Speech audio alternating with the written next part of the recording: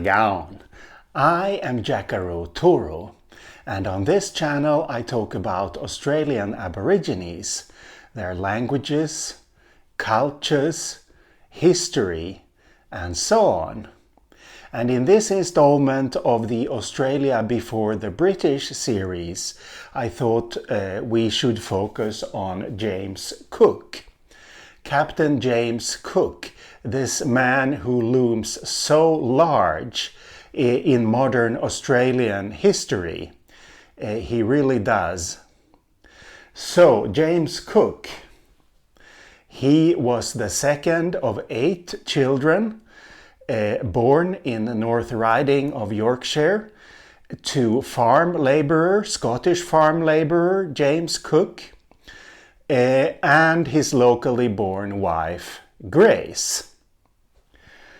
And this James Cook, he went on to have 6 children of his own with his wife Elizabeth, but they didn't get any grandchildren. Life was brutal, of course, before the advent of modern medicine. And the fact is that none of James Cook's and Elizabeth's children lived long enough to have children of their own. The one who lived longest was Captain James Cook's son James, who died at the age of 31. Yes. Anyway, the famous Captain James Cook, he joined the Royal Navy in 1755, and he took part in the 7 Years' War in North America. For example, he took part in the siege of Quebec City in 1759. And he showed talent in cartography. So in the 1760s, he mapped the coasts of Newfoundland. Yes. But then, as the 1760s were approaching their end, the British Royal Society wanted to send an expedition to watch Venus pass before the Sun in June of 1769. This would be observable in the Southern Hemisphere. The Royal Society wanted this to be observed by their people because they wanted to use the observations to calculate the distance between the Sun and the Earth, which was unknown at the time. That was the official aim of this expedition. Unofficially, also the expedition should look for Terra Australis Incognita. Are people familiar with that term? That is Latin, land, southern, unknown. This is an idea that seems to have arisen in the 5th century AD or CE, that there must be a large landmass somewhere in the southern hemisphere to balance all the land there is in the northern hemisphere. So this was the unofficial name. So Terra Australis Incognita, hence the name Australia for this country. Yes, the Royal Society wanted to send Scottish geographer Alexander Dalrymple as the leader of the expedition, but he, in turn, he wanted to be made a captain, the ship's captain, if he was going to lead the expedition. And the Royal Navy said flat out, no. Not a civilian as a captain. Instead, the Royal Navy suggested James Cook.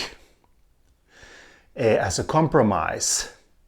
And James Cook also, of course, became the leader of this expedition. And when this expedition returned to London, well, first to Southend-on-Sea, obviously, for those who know the English geography, they had been written off long since in England. They were thought to be lost at sea. But they did return, and James Cook was sent on 2 more expeditions around the world. On the second expedition, the aim was to circumnavigate the globe as far south as possible, once again, in order to look for Terra Australis incognita. And they came to the ice, the Antarctic ice, and James Cook, he wrote that there must be a landmass beneath or beyond the ice wall, which of course was true. There was a landmass. So that was James Cook's idea when they were there, sailing as far south as they could manage. And then on the third trip, he got killed. The aim was to look for the Northwest Passage around the American continent and to return Omai to Tahiti. Who was Omai? Omai was a fella from Tahiti that James Cook had met on the first voyage. They had picked him up on the second voyage, and on that voyage he served as the interpreter for the British crew when they stopped at different islands in Polynesia and also at New Zealand. Because you see, the Polynesian languages are all really closely related to each other. So this Omai, he could understand them all. And so he was invaluable in that way on the second expedition. And he is supposedly the second Polynesian in history to have visited Europe. Here on this third expedition, they made contact with the people of Hawaii. They came to Hawaii more than once, actually, and they were the first Europeans to establish contacts with the native Hawaiians, which was unfortunate for James Cook, I suppose, because that is what got him killed. Some Hawaiians took a smaller boat from the Brits. James Cook wanted it back, so he went and apprehended the Hawaiian king with some men, and it seems he would place the Hawaiian king in house arrest until they got the boat back. Now the Hawaiians didn't like that, and James Cook was killed in 1779. But anyway, on the first voyage, that is the voyage where they passed by the Australian eastern coast. So they sailed from Europe in 1768, watched the passage of Venus across the sun outside of Tahiti in June of 1769. And then James Cook decided to sail to New Zealand, which had been discovered by Dutch sailors. He wanted to look more closely at New Zealand, so they sailed down there. They sailed down the North Island and the South Island and mapped both islands carefully. And then James Cook decided to sail home by way of the eastern coast of New Holland. That is what this part of the world was called at the time. So they sailed from New Zealand, and you see I have written a number of dates here. On the 20th of April of 1770, they saw land, a specific place that James Cook named Point Hicks, down here somewhere in the modern day state of Victoria. And then they followed the coast. On the 29th of April, so 9 days later, they made landfall at Botany Bay outside of Sydney and tried to establish contacts with the natives, but had to conclude that the natives were not very friendly. They were not of a friendly disposition. And James Cook didn't want to kill natives unless he absolutely had to. So after a week they sailed on, and after a week they came to the place that James Cook named Port Jackson, which is today Sydney Harbour. The name Port Jackson lives on in the name Port Jackson Pigeon. You see in Port Jackson, this dot here marks approximately where Sydney is. In Port Jackson, a pidgin English developed, which was used in contacts between the incoming British and the local Aborigines. And this Port Jackson pidgin survived. It was spread to other parts of Australia when new colonies were established. And the only place where it has survived to this day is up here in Australia's Northern Territory, where it has survived as Australian Creole. The Creole then originally coming from Port Jackson Pigeon. Anyway, they sailed on up along the coast, and on the 23rd of May made landfall up here, around here somewhere, in the place that today is called 1770. In Australia, they really like strange place names. At least that is my opinion. So this place where they made landfall in Queensland, around here, got the name 1770. Yes. And they sailed on northwards and hit the Great Barrier Reef, literally hit the Great Barrier Reef. The ship was damaged.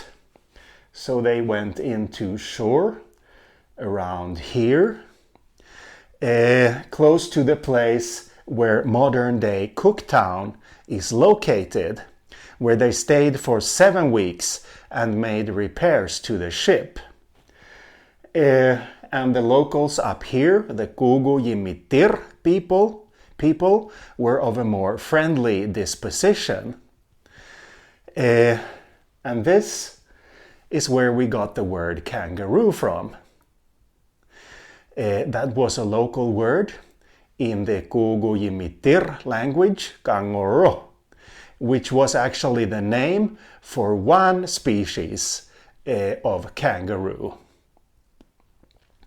Kugu Yimitir is still a living language, which is a good thing, I think.